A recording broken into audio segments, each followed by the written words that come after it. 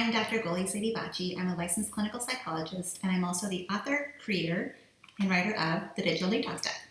So I wrote this deck for a number of reasons. It really came out of a need that I found among my clients in therapy, whether they were adults or teenagers, but also really among colleagues, friends, family, I'd say even myself. So devices are everywhere, and they are so tempting to go to when we are feeling bad about things, or even when we're feeling good and we want to share things with the world. And often a trap that we can many times fall into is that we become almost addicted to our devices, right? And it comes to a point where somebody might say that, you're using your devices too much and maybe it's time for a detox.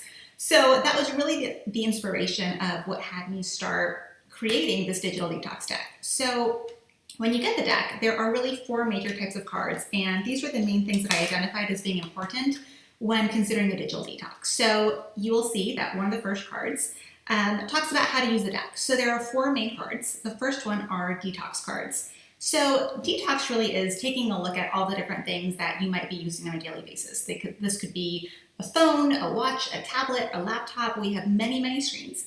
But beyond that, there's also a lot of apps that we might be using. And so it's really figuring out where is it that we need to scale back. And so the first set of cards in the deck really looks at your device usage. You might be asked to do things like set screen time limits. You might be asked to do things like get rid of your phone for certain periods of time so that you can sleep better. So the detox really is that first step. So the second part, de-stress. So de-stressing is also very important for a number of reasons. So one is that many times our devices can give us a sense of stress. So anytime you've been on a group thread and you have all these messages kind of flooding you, you might start to feel overwhelmed, like it's a lot going on. So being able to really take a step back and take care of your own needs. So there's a lot of recommendations that I make in the detox deck.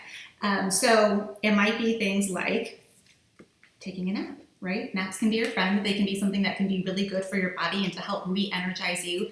Taking a step back, might be things like going to yoga, things of that nature that really can help with your stress. The de-stress part also, however, is there might be scenarios in which just getting off of your devices may be a stressor in and of itself. So really figuring out how to cope with that. The third category is the distract cards. So how do we distract ourselves? So there's a number of ways that we can do that. It could be something like going to a dance class and learning to cook. I oftentimes say that one of the important things is to read real pages and not feeds, right? That's really important because we can be so accustomed to, even if we're reading a news article, it might be on a screen. So getting back to some of the things that we used to do that we used to really enjoy. And more than that, many times we use our phone as a distraction when we're not really feeling well, whether we're feeling anxious or depressed. And so being aware of that and being able to say to ourselves, hey, let me take a step back and find healthy distractions and coping mechanisms instead. The final category is the discover cards. So you will find here in the discover cards that there's a number of different ways of really also getting back to your own passions in your life beyond phones, because there was a life, believe it or not, before we had our technology everywhere, and our technology continues to grow and take up a lot of our time. So that's where it's things like making your vision a reality. So that's going to be an activity like making a vision board, for example. So there are a number of different things, practicing gratitude, saying thank you to others. I talk about bath time in the deck. I talk about other fun things like using pause to take pause if you have a furry friend. That's also something that can be helpful for you. So there are a number of different ways of really taking a step back from our technology and detoxing at large. And these are things that, it doesn't have to be all or nothing. Many times in our lives, it feels like we have to get rid of all of our technology. And that's not always the case. I think there's really a way of finding a healthy balance with our device usage.